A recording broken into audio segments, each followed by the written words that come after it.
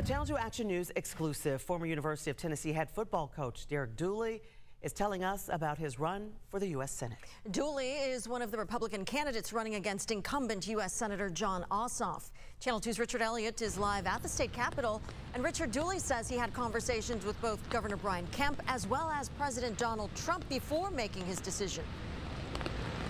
Yeah, and this is the first time we're hearing directly from Derek Dooley about his decision to run for U.S. Senate and how he says he actually had to prove to his longtime friend Brian Kemp that he could cross that finish line before he got Kemp's support.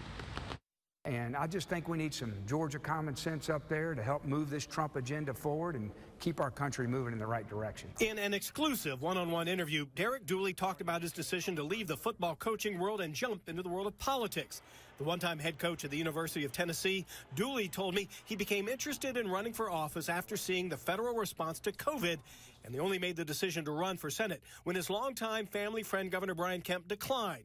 But he says he still had to convince Kemp that he had what it takes. I went through a long process with him, learning about what it takes and proving to him that I had what it takes to get over the finish line. And so he's been a great resource for me, but the most important thing in this is really earning the support from the Georgia people. Dooley remains vague on his campaign goals if elected, though he says he fully supports and wants to push forward the Trump agenda.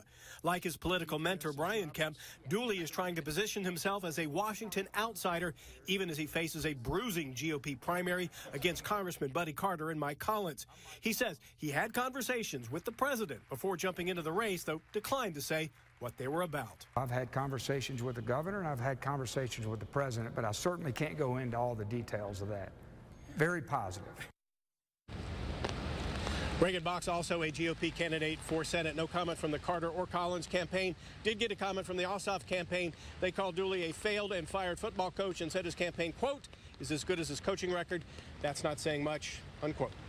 We're live at the state capitol. Richard Elliott, Channel 2 Action News.